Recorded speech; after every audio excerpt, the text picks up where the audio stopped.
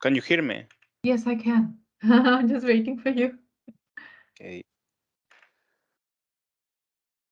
So, well, to begin with, would you like to present yourself, who you are, what you do? Yes.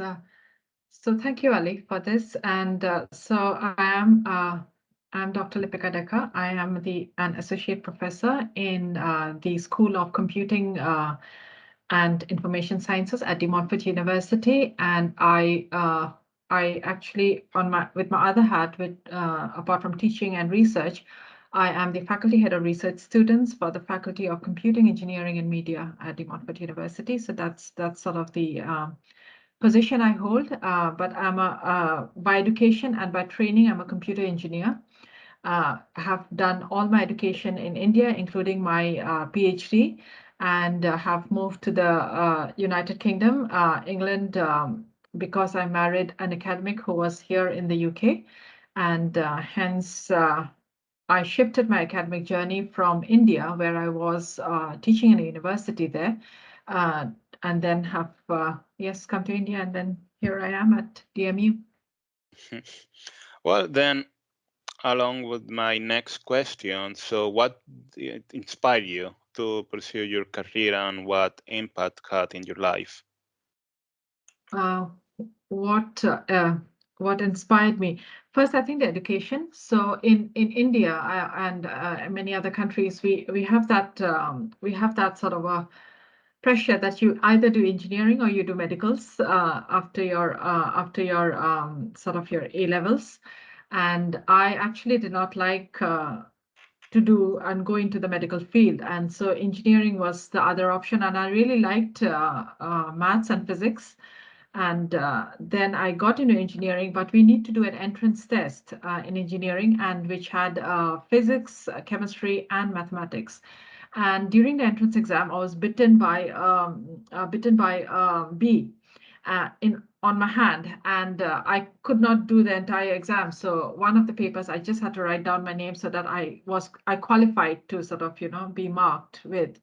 And that sort of I was down the ranks because I couldn't do the papers because of the bee bite. And even though I was actually aiming for electronic engineering because I liked yeah, there were certain things about it that I was fascinated with.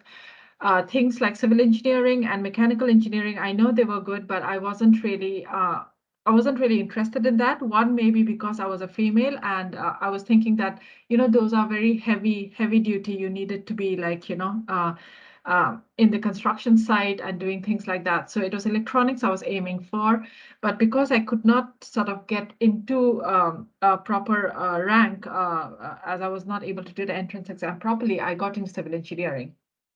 That was my first year.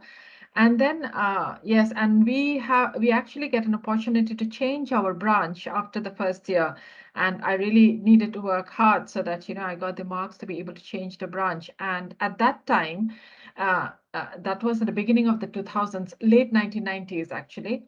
And computing was, especially in India, a very, very uh, sought after field. And it was the time when many of these companies like the TCS, it's called it Tata Consultancy Services, and Microsoft, Apple, all these were like in the boom sort of an era. And technology and computing was also the architecture of computer science, and the architecture of computers was really growing, and got to know that while I was doing my first year engineering, and sort of aimed for getting into computer engineering the next year. And then, yes, I got into it. So I think it was more about the inspiration wasn't coming from anyone in particular. It's more the field and how the field was growing. It was accelerating during the time that I was doing my graduation, and I wanted to be part of this growth. I wanted to be sort of part of that that revolution, that computing revolution. I know you are much younger than that, and you probably don't know that there was a bug in that in when we entered this millennium, 2000. So all the do you know about the 2K bug in computers? Have you heard of Um, it? So basically, all the dates in the computer thing, it only the last two digits changed. So, I didn't know. 96 became 99, sorry, 97, 98, 99. But there was nothing on in the computer that stored all the four digits. So when 1999 became 2000, it just became 00 because it was the last two digits. And there was this entire, so when I think around 1998, all the computer scientists realized that, when 2000 comes, it will be absolutely chaos. All data might get wiped off, computers will crash because, the dates will become 00 and it will not be 2000. It will be like, a setback to thing. And there was this huge sort of thing in the media and all that, we needed to tackle this error. And yes, I think all that, this fancy things around it, and the people working all around the clock to be able to solve that, that was what the inspiration was, I think. Oh, Sorry, I went in a roundabout way. it's fine. It's fine. Oh yeah, I heard about this data problem, but I didn't know the reason of that. Yes, so it was that reason. So if you see now, all the dates are four digits. It's not the two. So before, people probably did not sort of realize that this will be the problem. So, yes, we had to cross a millennium and then come to 2000, and then that was, so yes, it was like, uh, huge scientific things going on at that time. And yes, it was an inspiration, and I knew that I could do it. Okay. So you mentioned something interesting about the education in India and the paths that you should follow, either going to medicine subjects or computing engineering. Um, does your career in that sense have been influenced by that? I mean, like in regards you are a woman, the roles that were expected from you, or the support or encouragement or discouragement that you experienced? Yes, I think you put it very nicely, Ali. I think, yes, I think to a certain extent it has, but it hasn't influenced me in a biased way that we see it now towards women. So in India, people will not sort of, realize that here probably, especially from the part of the country that I come from, to the northeast of India, there is no woman and man in a thing. We are all treated very, very equally. And especially the area that I grew up in, it's a matrilineal society. So, the surnames does not come from father to, the thing doesn't come Yeah, from I know, father. I know. It's from mother to daughter, and then it thing. So it's a very, very different place that I grew up in. It's unique, and there is nothing called, like, things like that you hear in India about dowry and things like that. That is not there at all. In fact, when we get married, we get stuff from our, the husband's family, rather than the other way around. So I've been brought up in that sort of a culture in that part of India. It's the northeast of India in Assam, and where both son and daughters are equal, and expectations from son and daughters are also equal. And hence, it isn't a male and female thing when you expect someone that, who's doing well in their studies to go into the engineering or the medical profession. I, to a certain extent, wanted to do English. I still want to do English. And maybe at some point in my life, I will do a graduation in English.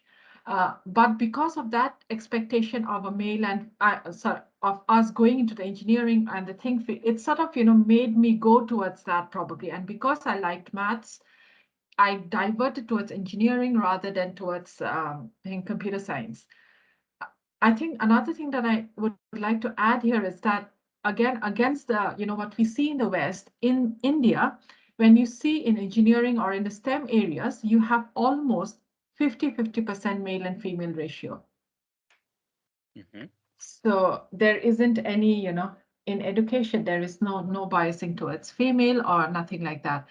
So yes, the same way as any male would be inspired, it was the same thing that, yes, I was pushed towards engineering or medical by my parents and the society. But Okay, so you mentioned something that I want to tackle later, but I will jump to this question now that I think it's makes more sense to ask you this now.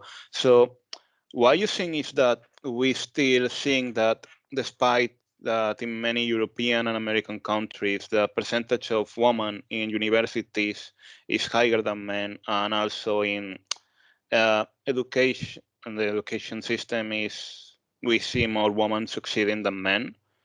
But you think that when it comes to STEAM subjects, men are more predominant than other subjects where women are more predominant, or it's more even? Yes, I have seen that. So basically, I think another thing that probably I needed to tell in things. So, uh, uh, in computing, there is an association called the Association of Computing Machinery. It's a worldwide association where it's basically anything computing is promoted. It's like the IEEE of engineering. So in this Association of Computing Machinery, we have got a UK chapter as well as a European chapter. And I was the vice president of the UK chapter for about three years, I think, till last year, and also played a prominent part in the ACM W or the ACM Women chapter in the European chapter. Why did I do that? It's because when we looked at when the statistics were seen. Women were very much lesser in computing as well as any other STEM subjects in the West. So Europe, UK, America, compared to men. So there's a, I don't remember the exact percentage, but it's much smaller. And especially in academics, when you start looking into the academics, you will see like a pyramid building up in the sense that in the lowest level, or the lecturership and the research, you'll see a lot of women. But as you go up the ladder, you'll see that the number of women are decreasing. It's more men predominating. So you see a pyramid structure where on top you'll see very few women in science in leadership roles. Uh, so yes, there is that more. I think a more predominantly male sort of thing. Uh, and the reason behind it, I don't know, but because I've got children in the primary and secondary school sort of stage, I sort of understand that maybe in school there has been a thing that I've seen from girls that, I can't do maths, I cannot do programming. So somewhere that has come into their brains. I don't know how, but that might be the reason as they sort of progress, they lean towards more softer or more non-STEM disciplines. Okay.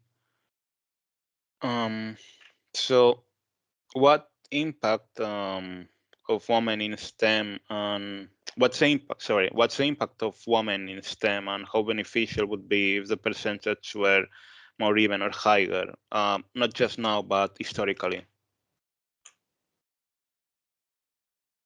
What impact? Well, everyone, I won't say like, a men and women, but I would say every individual comes with a different perspective. And to have a holistic solution to any problem, especially the global challenges that we are facing, we need these different viewpoints. And having women into the mix of the solution givers, that mix of different solutions and more holistic solutions will arise. I'll give you an example of another, I think, from something that I faced. So when you have civil engineers and architectures or anything like that, and we had in that case only male. So in the women's toilet, the door opened in a way which was uncomfortable for the woman to go in and close the door. So it opened inwards. And so, the toilet, so men would go in and it's more open, but a woman would go inside the cubicle and then sort of close the door. So there wasn't any space for the woman to go in because, of course, you have got the system, the thing there, and no, and then close the door. If the door had opened outwards, she would be able to go in and close the door. So, that perspective was perhaps not there because the team did not have a woman in it. Okay.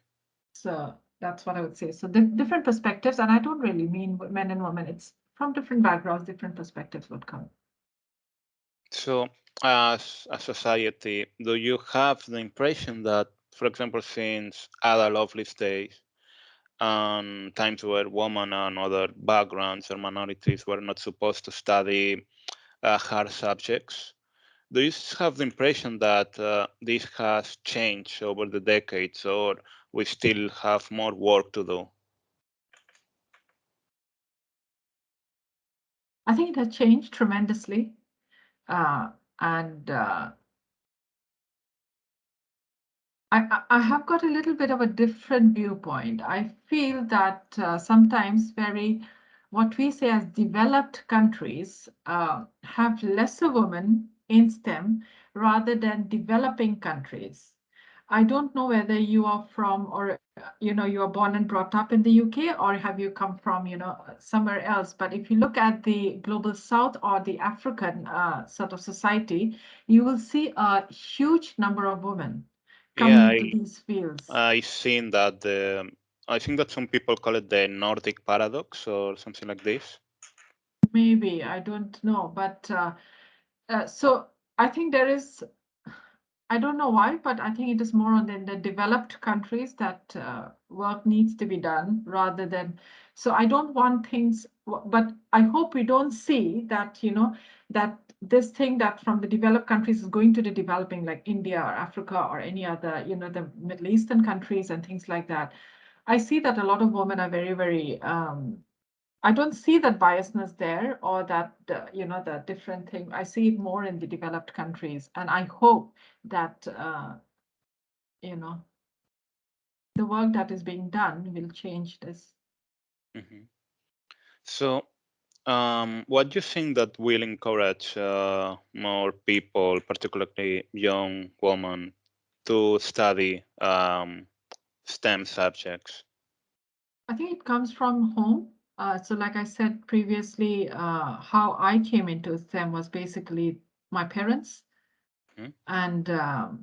and the encouragement that I had from school as well, because when I was doing maths well, I was encouraged to do better. Even though I was doing equally well in English, I wasn't like sort of, there wasn't any push towards anything like that. So I think the first inspiration should come from home and the encouragement should come from home. And then, of course, the primary school and the secondary schools. Okay. So finally, as we are finishing, do you have any words that you think that are important to approach and we didn't, or you want to emphasize more? I didn't quite get the. Uh, if you have anything to say that you think that we didn't tackle or you want to emphasize more. Okay. I think I did say that, that we need more pushing or more work in the at homes in primary and secondary school.